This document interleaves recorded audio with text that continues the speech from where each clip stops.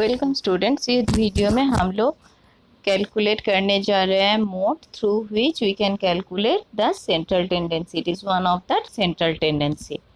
Mode क्या है? Mode से भी हम लोग एक स्टैटिस्टिक से एक एस्टिमेट निकाल सकते हैं कि कौन से एक बहुत सारा डेटा अगर दिया रहता है तो उसमें से एवरेज मतलब एक वैल्यू से देख के अगर हम लोग को ओवरऑल समझ में आना चाहिए कि क्या सपोज एक क्लास में बहुत सारे स्टूडेंट्स है तो एवरेज स्टूडेंट्स कौन सा है। तो एक मार्क्स लेके अगर एवरेज मार्क्स आया 50 मतलब क्लास का स्टूडेंट्स मीडियोकर स्टूडेंट्स है। अगर एवरेज मार्क्स आता है 80 मतलब वो बहुत अच्छा स्टूडेंट्स है।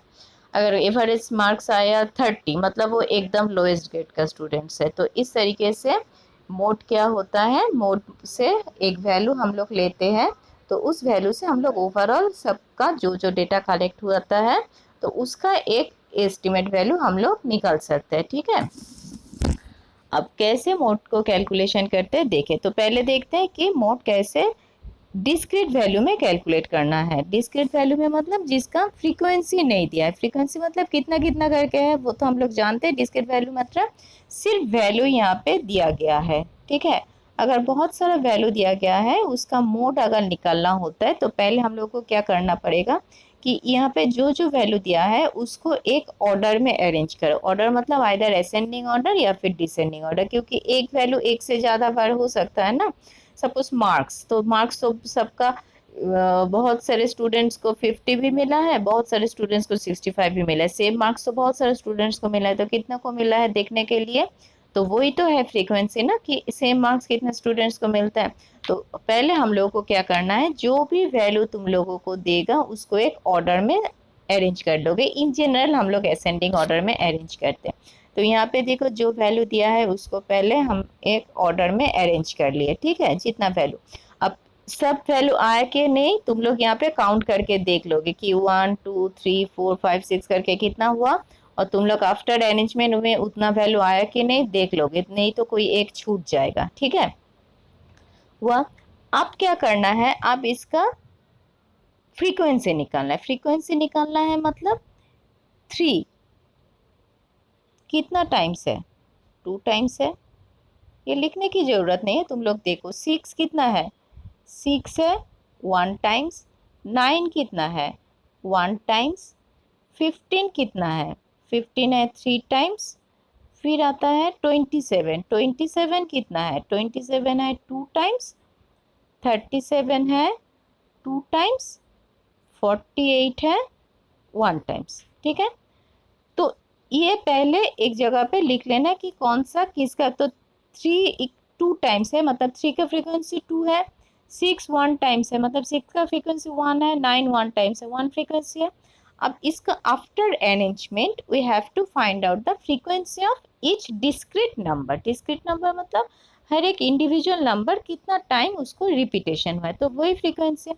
तो after calculation we find that कि यहाँ पे 15 जो है उसका फ्रीक्वेंसी है सबसे ज़्यादा। देखो 15 है 3, बाकी सब है 2 या 1, सिर्फ 15 है हाईएस्ट फ्रीक्वेंसी।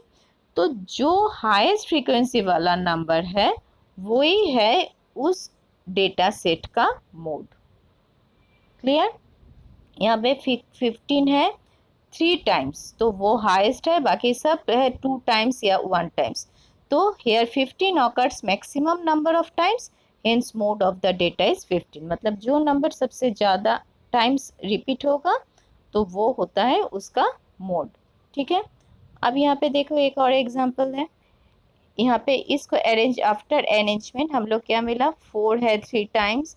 9 है 2 टाइम्स। 15 है 3 टाइम्स। 27 2 टाइम्स। ये रफ में एक जगह पे लिख लेना नहीं तो गलती हो जाएगा।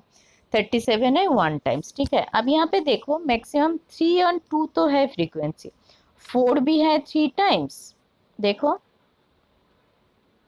15 भी 3 टाइम्स है, बाकी 9 2 टाइम्स। 27 2 टाइम्स। 31 1 टाइम्स। तो 3 टाइम्स क्या है 4 एंड 15 दोनों है। तो इस डेटा सेट का मोड है 4 एंड 5। मतलब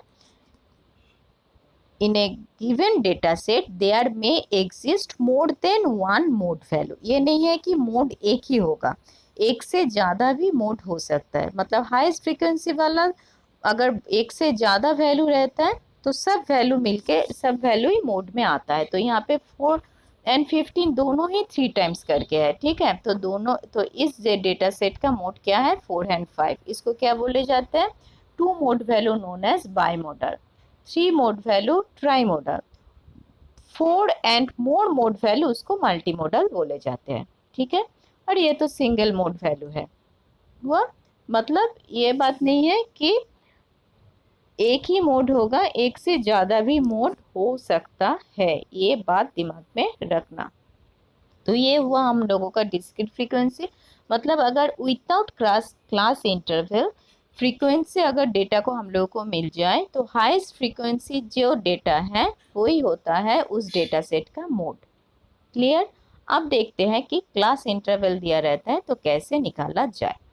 तो क्लास इंटरवल अगर दिया रहता है तो उससे हम लोगों को क्या करना पड़ता है, एक फॉर्मूला है, फॉर्मूला से हम लोग मोड निकालते हैं। तो ये फॉर्मूला ऑब्वियसली तुम लोगों को याद रखना है, F1 F0 F2, ये इस सीक्वेंस में याद रखना, F0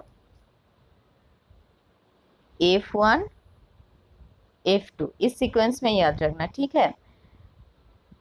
F1 होता है मोडल क्लास, मैं बोल रही हूँ अभी मोडल क्लास क्या होता है, F1 है मोडल क्लास बीच में, ठीक है। तो F0 क्या है, मोडल क्लास से पहले क्लास, और F2 है मोडल क्लास का बाद वाला क्लास, ठीक है। तो हमेशा इस सीक्वेंस में याद रखना। तो यहाँ पे क्या है, F1 minus F0 to F1, मतलब सिर्फ F1 से 2 मल्टीप्लाई है, सबके साथ नहीं, याद रखना। 2F1 minus F0 minus F2, ये total into H plus L. तो एल पहले मोडल क्लास, मोडल क्लास है जो क्लास इंटरवल में, मोड हम लोगों ने क्या सीखा कि जिसमें हाईएस्ट फ्रीक्वेंसी है वही है मोड।